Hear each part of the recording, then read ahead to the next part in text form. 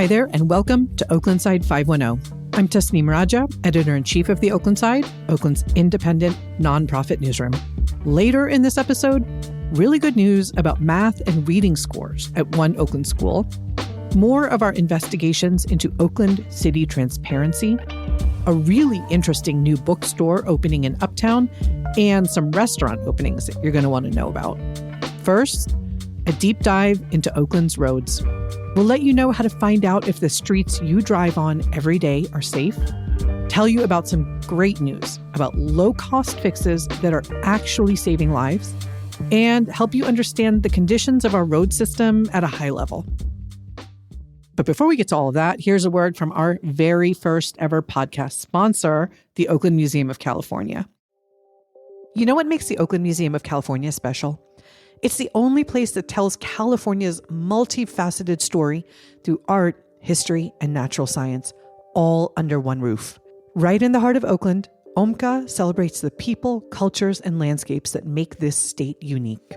You'll always encounter something new in its 3 core galleries and in special exhibitions like Good Fire, Tending Native Lands, and Black Spaces, Reclaim and Remain. From their beautiful garden filled with California native plants to amazing events like Thursdays and Spotlight Sundays, OMCA is designed to spark community connection. Visit museumca.org to plan your trip. OMCA, where California comes alive. Thank you, OMCA, for that message and for supporting this show. Okay, let's get into our main story today. A close look at what is going on with Oakland's roads with our road safety reporter, Jose Fermoso. Welcome, Jose. Thank you so much for joining. Thank you for having me. Jose, you've been covering Oakland's roads for the past few years, and you and Esther Kaplan, our deputy editor, just published this massive investigation into road conditions. For that story, I know you drove to Rosedale Avenue in East Oakland, a street that shows up in the city's latest roads assessment as one of the worst in Oakland. Tell us what you saw. Yeah, so Rosedale Avenue between East 16th and East 18th Street in East Oakland, it is so bad. It has a pavement condition score of 4 out of 100 in the city's assessment. And the city's main road conditions report says that it has 0 years of remaining life. And you can see it on the ground. The asphalt is ripped apart in many places down to the original concrete that was laid down like 70 years ago. Wow, yeah. Yeah, so I spoke to neighbors who live on Rosedale, and I met one man. His name is Jose Manuel Barajas. He's lived there a few years, and he told me a story that really stuck with me. He once, during the pandemic, tried to roller skate just to see how far he could get. But he gave up almost immediately because he kept falling. The road is just that broken up. Yeah, roller skating is a road quality test. That's something new. Yeah, and he's got kids, and he worries about them walking on that street. Sure. Because the asphalt is in shapeless chunks. People park on the sidewalk because the street is so narrow, pushing pedestrians onto the road, which is a dangerous practice in any Oakland street, especially one where people have been known to drive recklessly. But here's the thing. He also told me that PG&E recently tore up the road to fix an underground pipe. And when they were done, they repaved only a tiny portion. Oakland actually has cost-share agreements with utility companies that would allow the whole street to get fixed during jobs like that. But it didn't happen in this case for some reason. Wow. Okay. So Rosedale is one of the streets that you looked into as part of a citywide look at the health of all of Oakland's roads. So can you tell us where this information is coming from? Sure. We obtained a detailed report from an independent contractor that came out about a year ago, January 2025. And was paid for by the Alameda County Transportation Commission for Oakland. The ACTC is the county infrastructure funder, and as part of its work, it manages pavement condition, or PCI tests, for all of the cities in its jurisdiction. The report we obtained covered 3 months of PCI tests in late 2024, assessing 3,304 road sections, or about 706 miles in total. And that's most of the roads in Oakland. And the data that came out of that is pretty stark. There are 871 stretches of road in Oakland that the assessors say have 0 years of remaining life left, or about 18% of Oakland's roads. Yeah, 0 years of life left. You said that earlier, Jose. What does that mean? It means the road repairs that need major repairs right now, not resurfacing, but total reconstruction. So the concrete underneath the asphalt has deteriorated and they just need to be repaired. Here's why that matters. According to the Federal Highway Administration, rebuilding roads at this level of condition costs 4 to 10 times more than maintaining roads that are in the at-risk or fair category. So every year that Oakland waits to fix these roads, or they can't fix them because of budget or personnel issues, they get exponentially more expensive to repair. Oh, got it. Okay. So what other streets are at the top, or I guess the bottom of this list? 2 streets are tied for the absolute worst. Tyrell Street in the Fairfax neighborhood in East Oakland between Cortlandt and 47th Avenues, and Woodcliff Court in Chabot Park both got a pavement score of 2 out of 100. Oof. Yeah. I went to Tyrell Street and talked to William Smith, who lives there. He showed me a bent rim on his SUV that has been damaged by potholes that were created there. Oh. He told me he's also punctured 2 tires on that road, and told me that his uncle won't even visit him because he's afraid of what the street will do to his car. Oh. He's totally frustrated. Sure. Yeah. And I saw in your reporting that these problems are not just happening on small residential streets, right? Like some major roads are in really bad shape too. Well, many of the longer, wider roads that most people use, known as arterial or collectors, they do tend to be better because the city wants most people to be safe while driving. Sure. But a good number of them are in bad shape. Golf Links Road, for example, from Mountain Boulevard to 98th Avenue, which is an arterial near the Mormon Temple and which functions as a freeway exit, has a pavement score of 11 and 0 remaining life. Redwood Road, a little bit further up in the hills, has a score of 12, also with 0 remaining life. 24th Street between Magnolia and Poplar in West Oakland is tied for the 9th worst road in the city. And that's a collector road, meaning it connects residential streets to major arterials, and people really need that road to function, to get around. Absolutely. Our newsroom also created a searchable database so that people can look up their own streets. So what has the response to that been? It's been varied and very interesting, with most people thanking us for doing this type of work. Yeah. Some used the database to find their road scores, and others emailed small histories of their neighborhood. A couple of people invited me to go to their street to go check out how bad their street was. And someone else from a Filipino family told me they had a special name for many of Oakland's streets, Panjit, which is Tagalog for ugly. And my favorites are always, of course, the tips that come in for the next step of the reporting, which in this case included potential investigations into, for example, how heavy trucks affect the roads. Sure. Okay. I want to talk about the bigger picture here. Jose, you've also been covering what Oakland is actually doing about all of this. And from what I understand, there's actually been some significant movement, right? Oh, yeah. So after 2 years of delays, Oakland finally sold $334 million in bonds in early December. About $285 million of that is for roads, parks, and housing, the Measure U bonds that voters approved back in November 2022. Right.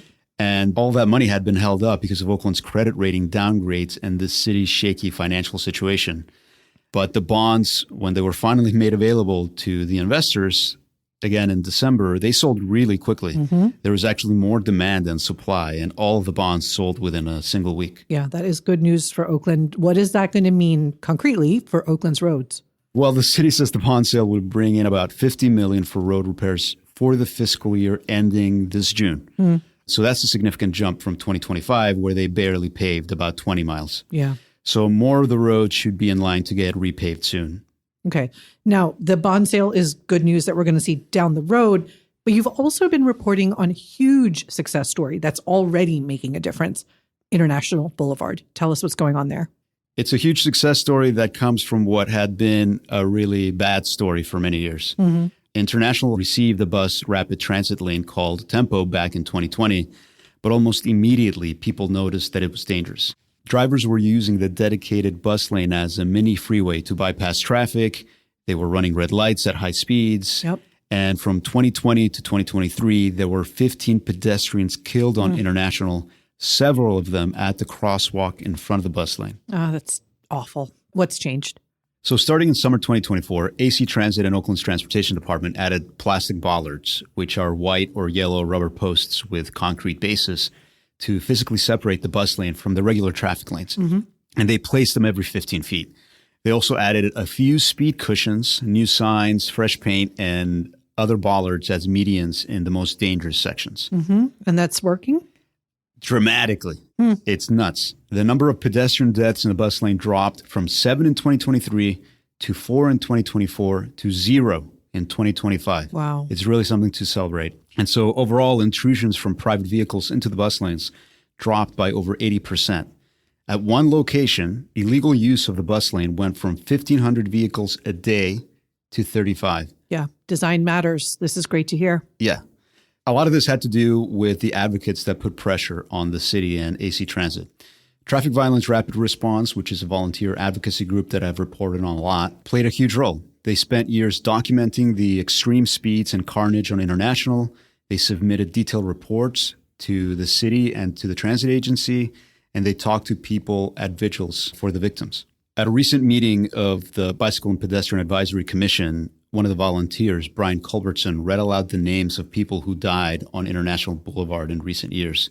He talked about people like Leroy Rodriguez, Alejandro Miranda, Gwendolyn Carson, all people that lost their lives and really shouldn't have. Yeah. I mean, this is also a story of what works, right? Simple, relatively low-cost interventions can save lives. Exactly. So the project cost a little bit over $2 million, and Oakland provided most of that money. And $2 million is not cheap, but it's also not a massive infrastructure overhaul. Yeah. And compared to what the original project cost, which was $232 million, then it's actually kind of cheap. And the bollards, even though cars can technically still squeeze between them, they make it much harder to do so. They tighten the corridor. They make it harder to straddle both lanes as well. Yeah, absolutely. Okay, Jose, you have also been covering speed cameras, which are coming to Oakland. So where are things with that? Oakland is installing 18 speed cameras over 6 weeks, and these will automatically ticket vehicles that exceed the speed limit by 11 miles per hour or more. Wow. And the cameras will only be placed on the high injury network, the streets where the most serious crashes happen. 2 on 98th Avenue, 2 on Bancroft, 2 on Foothill Boulevard, 1 on International near 40th Avenue, 1 on Broadway near 26th Street and Uptown, and so on. Okay, so what are the tickets going to cost? Well, it's a sliding scale. If a vehicle is caught going between 11 and 15 miles per hour over the speed limit, it's a $50 fine. And the maximum fine is $500 for going 100 miles per hour or more over the speed limit. Sure. Hopefully not a lot of people do that. And then the city says the money will go toward traffic calming measures like more speed bumps, maybe more of those bollards. Okay, when does the ticketing start? The city told us last month that they will start sending warnings starting in mid-January, so right about now, maybe this week. Yeah. And then after a 60-day warning period, they'll start issuing actual fines. Sure. Now, just to be clear, speed cameras are controversial. Jose, tell us why some people in Oakland are worried about this. Privacy is the biggest reason, really. Some people are worried that new technologies used to enforce the law will have inequitable impacts on different communities and that they could be abused by local police or even federal law enforcement. The new law permitting Oakland to set up speed enforcement cameras has some protections built in. The cameras photograph only license plates, not the windshields, so you really can't see the driver's faces. There's no video, no facial recognition technology, and the photos get deleted after 5 days if there's no violation, or 60 days if there is one. But this is still an ongoing debate for sure, and the technology and the laws keep changing around the country, so it's something to pay attention to and for advocates and residents to pay attention to. Sure, yeah. What about the economic impact? What about low-income people getting hit with fines that they can't afford? So I talked to Tracy Rosenberg from Oakland Privacy, a local advocacy group, and she said that that's still something that should be a concern. California law does allow people to seek a 50 to 80% reduction in fines if they're indigent or low income, or to pay through community service, but she worries that there will still be a disproportionate impact on working class people. And what's interesting is that sometimes this economic group doesn't even know they can ask for those income reductions. So it just builds up and it's a lot more money. Sure. She also pointed out that San Francisco's experience has been instructive. Their speed cameras issued about 600 tickets a day by early October, and 90% of those were for vehicles traveling between 11 and 21 miles per hour over the speed limit. A few of the cameras were issuing most of the tickets, which suggested, very interestingly, that road design problems were essentially built-in speed traps. Okay, so that is interesting. What you're saying is that these cameras can also function kind of as diagnostic tools, right? Telling the city where road design is actually encouraging people to go at dangerous speeds. Yeah, that's right. And maybe that's the best use of the new speed camera program, to fix the roads where we need to fix them and then just reduce the speeds. Okay. Look, while we have you here, Jose, I want to follow up on a really devastating tragedy that you covered last year. So this is what happened to a teacher, Marvin Boomer. Can you remind us what happened here? Yeah, sadly, a lot of people should remember this story. Dr. Marvin Boomer was a beloved teacher at Castlemont High School. Last May, late in the month, he was walking with his partner on East 21st Street near his home in the San Antonio neighborhood.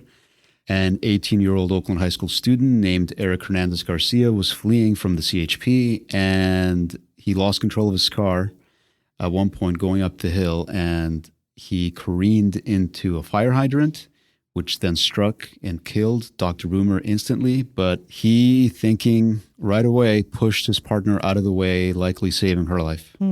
Now, his family is suing, right? Yeah, so the lawsuit against the CHP argues that the pursuit was unreasonable and led to Boomer's death. The CHP claims that the pursuit ended well before the collision, but the family's lawyer says that she has evidence from 37 depositions that CHP officers were speeding during the pursuit.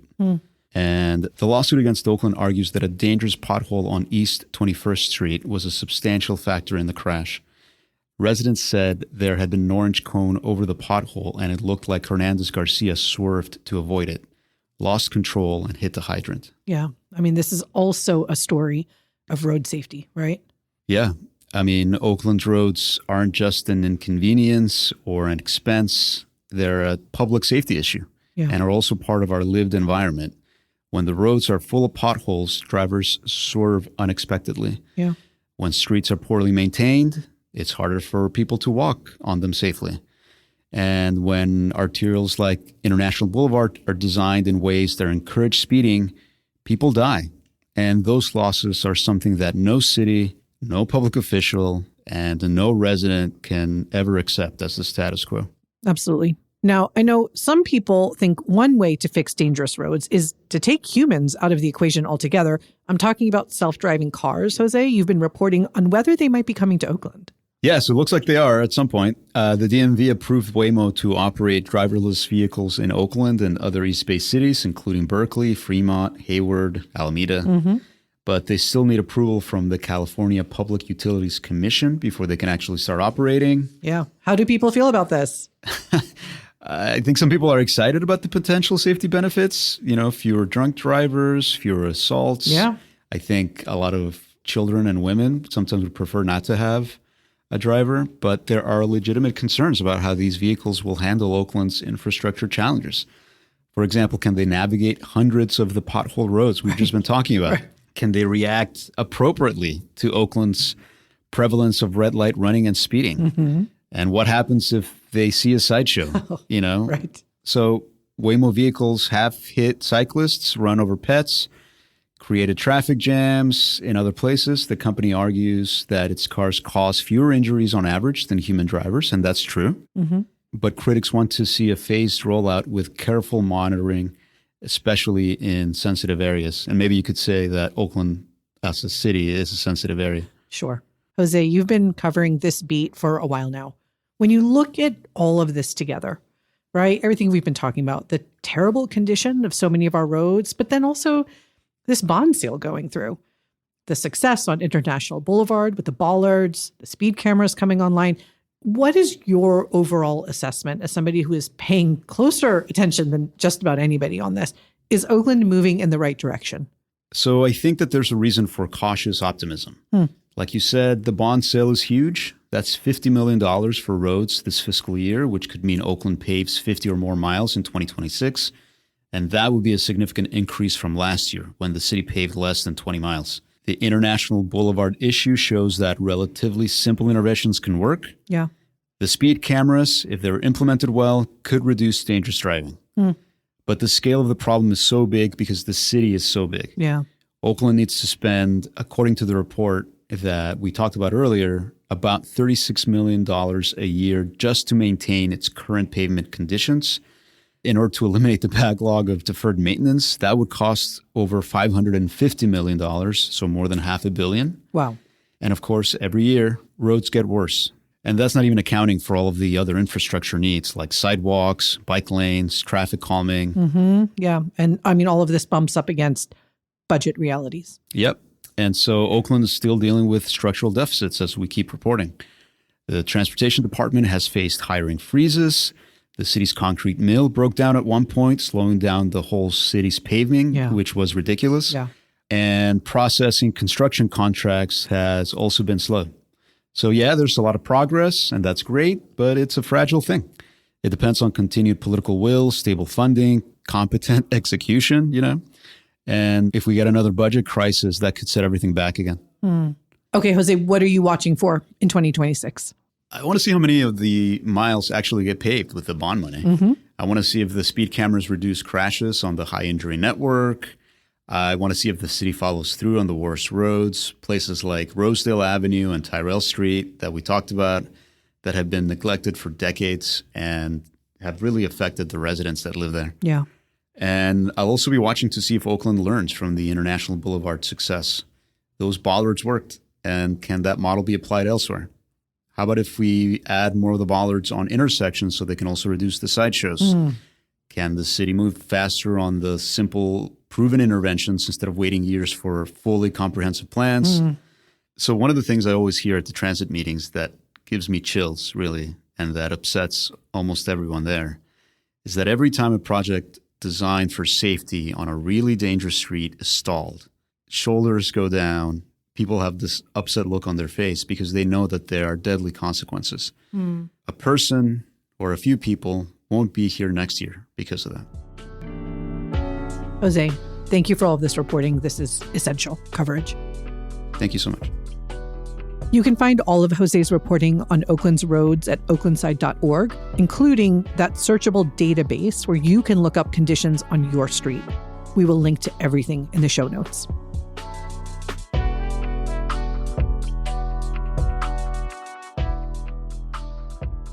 All right, let's get into some other recent reporting from our newsroom. There's more in the full stories, which we're going to link to from the show notes, and you can always find it at oaklandside.org.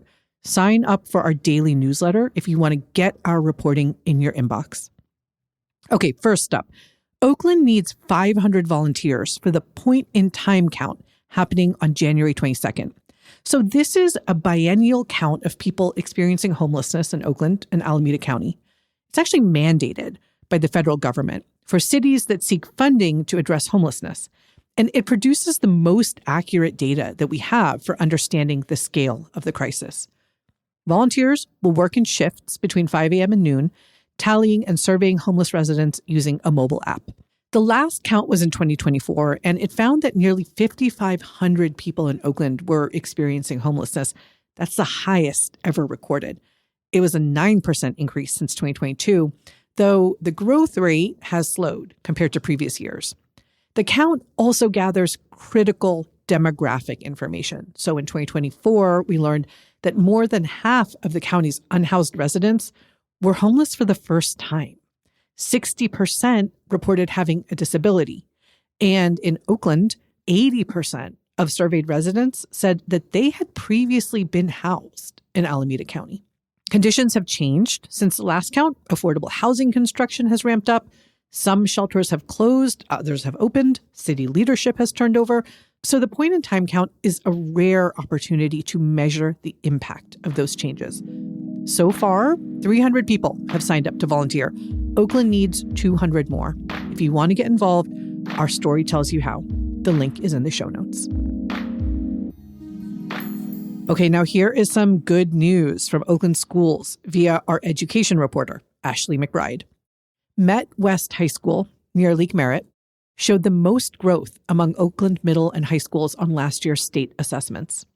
Students at MetWest gained 42 points in both reading and math, about twice the growth of the next highest secondary school. So MetWest follows a non-traditional model as a big picture school. This is where students spend 3 days a week on core instruction and 2 days doing internships with mentors in fields ranging from automotive to healthcare to videography. And MetWest hired a literacy coach who works across all subject areas, not just English classes, emphasizing that literacy is everyone's responsibility. Now, there is still a lot of room for growth here. At the beginning of the school year, only 15% of students were at or above grade level in reading. But by mid-year, that number had doubled to 30%. Still, with OUSD facing massive budget cuts, including up to 10% reductions to school site budgets, educators at MetWest are worried that these gains could stall out.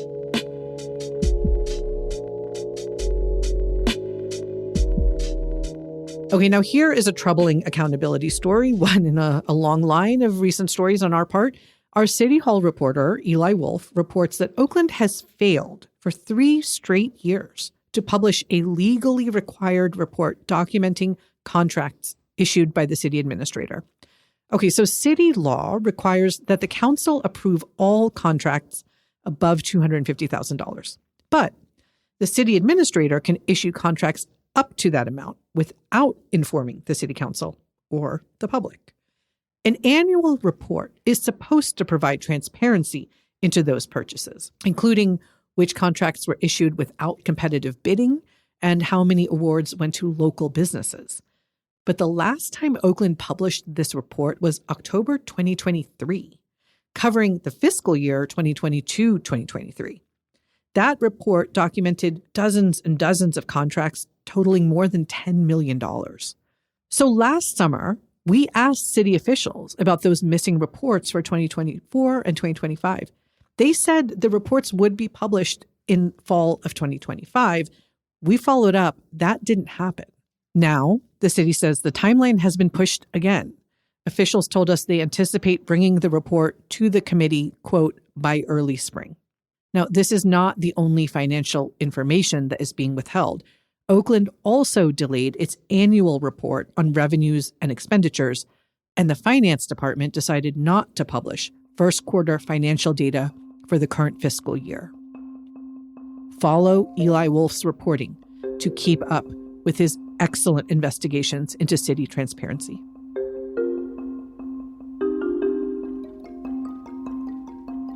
Speaking of transparency, our public safety reporter, Rosalind Romero, published an important story this week about former police chief Floyd Mitchell's refusal to sit down with the press during his 19 months on the job.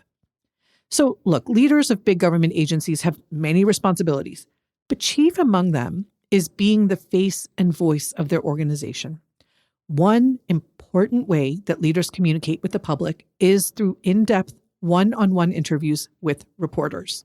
These interviews allow journalists to press officials with tough questions and pursue immediate follow-ups. They are fundamentally different from press conferences or brief phone calls.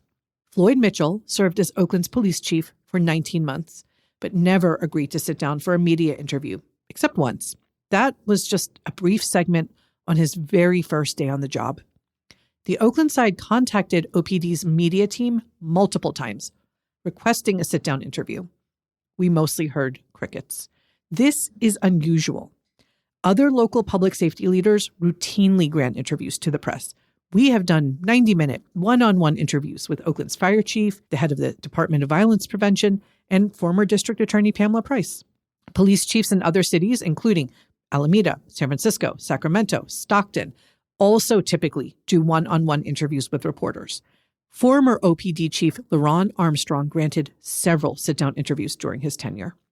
Now, with the search for Oakland's next permanent police chief now underway, we asked Mayor Barbara Lee whether she thinks the next chief should be more receptive to speaking with the media. Her office said she will prioritize candidates who can build trust between officers and communities, adding, quote, building that trust requires transparency and open communication with the public.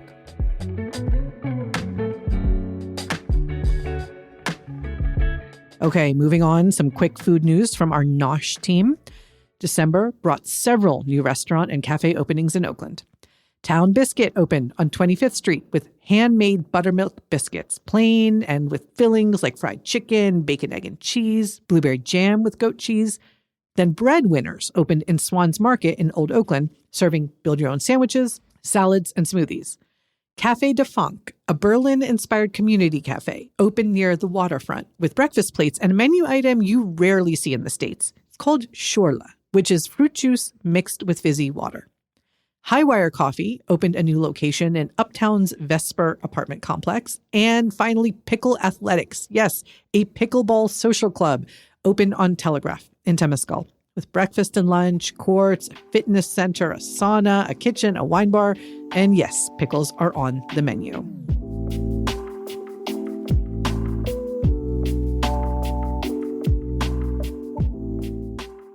Okay, another story. Last Sunday, crowds in Oakland joined demonstrators across the country to protest the Trump administration's immigration enforcement campaign and the fatal shooting of Renee Good by an immigration and customs enforcement agent in Minneapolis.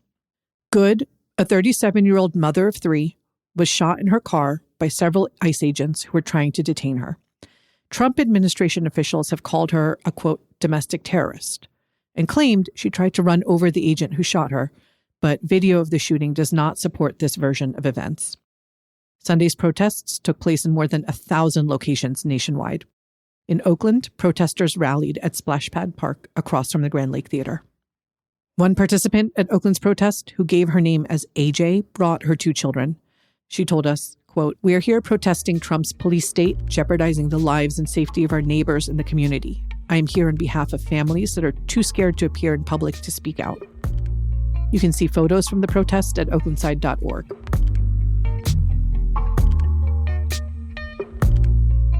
Okay, folks, to round us out, here's a story for book lovers. Uptown is getting a new bookstore. Nomadic Bookshop will have its grand opening on Saturday, January 17th.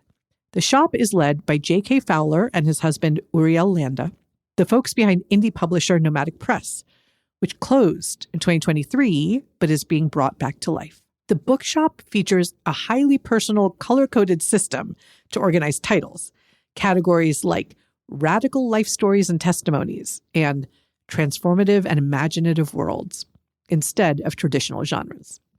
Fowler says all the books are, quote, pushing at the edges, asking what's next, given the current climate that we're in. The shop will carry new and used books with a heavy presence from AK Press, the independent publisher specializing in anarchism that operated out of Oakland until moving to Chico in 2015. The walls will feature artwork from Creative Growth, an Oakland arts nonprofit that work with artists with developmental disabilities. The grand opening on Saturday will feature food from Malibu Burgers, poetry readings by San Francisco artist Tongo Eisen-Martin, and music by DJ Nick Johnson. All right, that's it for headlines. We'll link to all of this reporting in the show notes. That is this week's episode of Oaklandside 510. You can find all the stories we talked about today at oaklandside.org. Sign up for our daily newsletter to get our reporting delivered straight to your email inbox. Thank you to OMGA for sponsoring today's episode. If your company, organization, book club, family, pickleball league, anybody you know would like to sponsor an episode, get in touch. If you haven't already, please subscribe to the podcast wherever you listen. Share it with your Oakland friends and neighbors. Rate it.